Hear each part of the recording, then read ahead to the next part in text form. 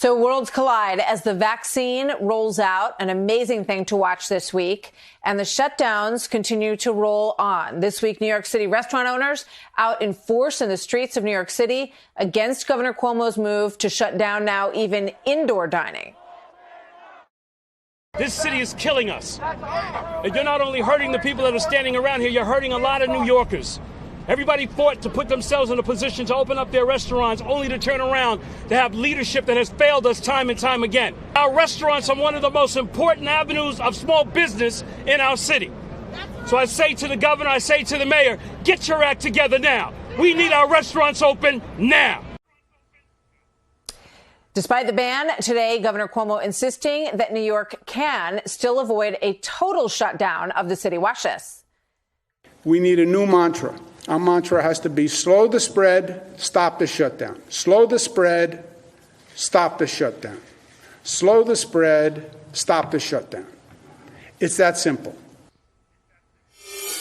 Okay, it's that simple. Joining me now, the man you saw speaking at the protest, Tony Herbert. He's the president and founder of the New York Multicultural Restaurant and Nightlife Chamber of Commerce, which is pretty much the heartbeat of the city of New York that has been really stilled over the course of the last 10 months. Tony, good to have you with us tonight.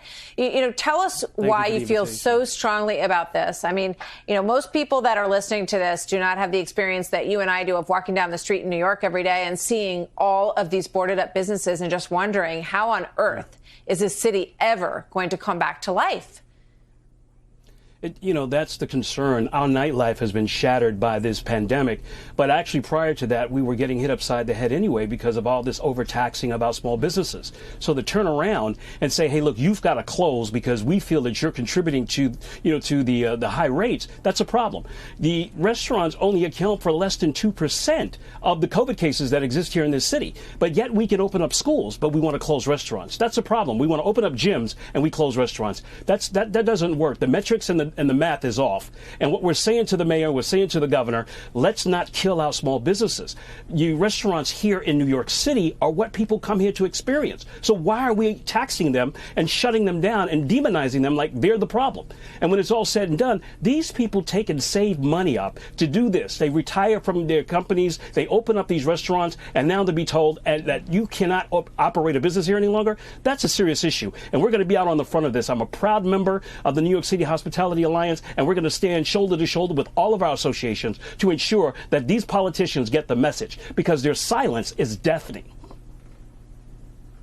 Yeah, I think that some people don't realize the passion and the commitment and the blood, sweat, and tears that it takes to open up a restaurant in New York City and to make it work. Most of them go out of business. It's very difficult. But to have this layered on top of it, and you rightly point out, the same people who screamed about following the science for so long are not following the numbers with this. The transmission rate in restaurants is very low. I think it's about 1.4% is the number that I saw. So, have you had any response from the governor to this point about the numbers not adding up and why he has been so targeted at these industries that really are the only thing that are going to bring the city back to life? What's interesting is that I find the governor, to his credit, has actually been trying to make things work accordingly. It's the mayor that I have the problem with. This mayor is so pointed that he wants to get out there and shut down the governor. He wants to one-up him. He wants to be relevant. And he's actually pushing a lot of us into anxiety.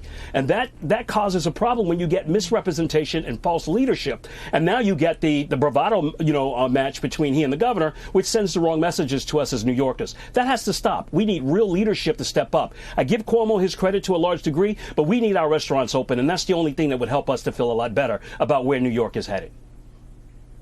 Yeah, and the point you made in the beginning is also very valid in terms of taxes and the crushing taxes in New York that have sent businesses out. Then you get the motivation of the pandemic to send, companies moving to Texas, moving to Nashville, moving to Florida. I wonder what they're thinking about how they're going to put the pieces back together. And as you rightly point out, the mayor has been a big part of this. Last thought, sir, and then I'll let you go.